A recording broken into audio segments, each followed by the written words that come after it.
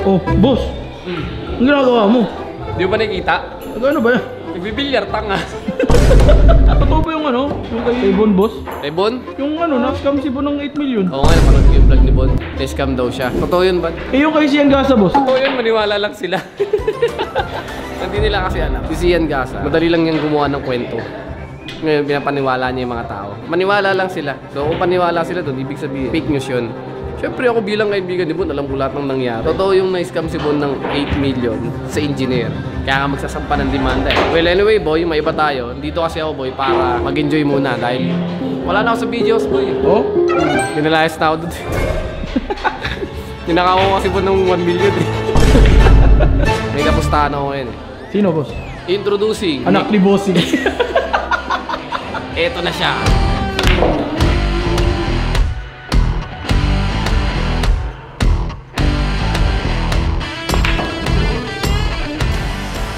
Ngayon kasi mga buddy, ito kasing anak ko, nagaya ng bilyar. Ngayon tatanungin kita, marunong ka bang magbilyar?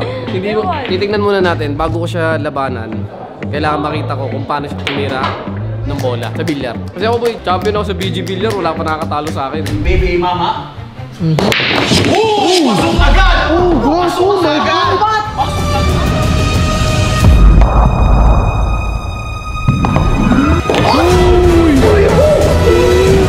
Gano'n ako, lakas boy.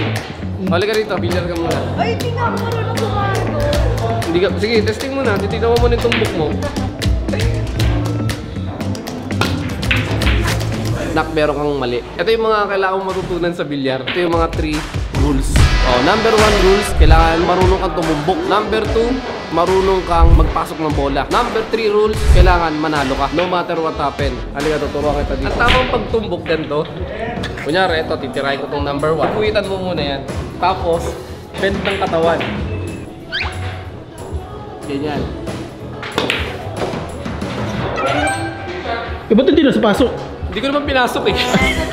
Pinakita ko lang yung tumbok. Oh. Yun yung tamang tumbok na para matama mo yung bola. Kailangan diretso lang ha. So, ayan. Ang taas. Tignan na. Ito. Di ba? Mali. Kasi hindi niya sinunod. Basic lang, di ba? Easy. Kanina hindi pumasok, di ba? Ngayon pumasok na. Okay, maglalaro tayo ng 8 balls. Ang goal ko lang dito is mapasok mo yung 8. Pero bago yun, kailangan mapili mo muna kung ano yung magiging bola mo. Straight or solid. Straight? Straight pala. Ano pa sinabi ko? Straight. Yung mga boxing ba? Straight pala. Ikaw una sa sargo. Ikaw una. Oh, rules natin ikaw ito. Pag nanalo ka, bibigyan kita ng 1,000. Walang bawian. Yan, tama na yung tumbok niya. Scratch. Hindi pa talaga marunong to guys. Pakita ka na ng tunay na sargo bilang isang magaling sa bilya. Sumasargo ako pre. Pumipiltik yung pa ako eh. Nakita mo kung gaano ako galing sa Margo. Okay, ikaw na. May pasok ka ba? Wala. Ngayon, ako naman. It's my turn. Anong gusto mong tirahin ko boy? Tirahin mo lahat. Ano nga? 7. Ano? Nakita mo? Nakita mo? Galing ah. Siyempre. Champion ako eh. Champion ka ba? Oo. Sa susunod, nakakalabanin natin si Efren. Mukha kasi buhay naman ano, boss. Gusto mo ikaw sarguin ko? Ikaw, pumasok na yung 7. Solid na ako. Mga strike na sa'yo. Hindi na ako matalo. Hindi na ako matalo. Hindi na pumasok yung 8. Puro matalo. Oh, good siya. Alam niyo mga buddy, itong mga moment na to, banding na lang namin ng anak ko. Siyempre, unang-una, busy siya sa school. Tapos, lagi siya may practice. So, ito lang yung time para mag-banding kami dalawa. Ay nga pala, boy.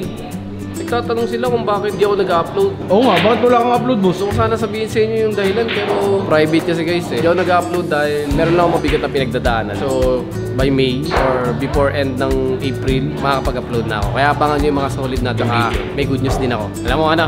Ano yan, boss? Babalik na ako sa BG. Yun! Oh, ito na. Tuloy na tayo sa laro. Yan ang blessing. Yung sinasabi, pangit ko daw sa Margo. Pangit na tumira. Okay lang pagbibigyan natin. Ano yung tawag doon sa tira niya is bad shot. Oo. Tututo ko to dito. Pagbibigyan natin bad shot siya eh. Oo, tama. Grabe naman yun. Wala akong pinapatawad dito, boy. Kahit anak ko, tatalunin ko. Walang kukurap ah. Kukurap sila eh. Sabi ko sa inyo walang kukurap eh. Yun lang. Nakontra tuloy. Ikaw na. Mira ka na. Hindi yan ah. Para ka palaka eh. Tumatalon eh. Sige, tignan mo muna. Pag dito ko kasi tinira, tatalon na din naman. Diba? Pag sa ilalim. Ano yan? Kamay na. Pwede na. Pwede na yung mga ganong shot ni Cole. Good job. Natututo ka na. Pero hindi ka pa rin mananalo sa akin. Nilayo ko lang. Itong kalabang ko parang walang kabuhay-buhay eh. O, tingnan mo. Uy! Ayos, marunong na. Yan ang gusto ko sa anak ko. Marunong maglaro. Marunong na tumubok ko eh. Yan. Diba? Kahit nakasan mo yan. Uy! Mukhang matatalo ko ng 1,000 dito guys.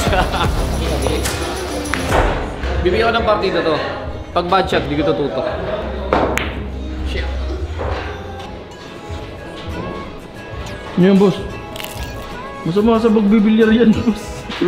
Masama sa pagbibilyar. Sumabay. Sumapalayag.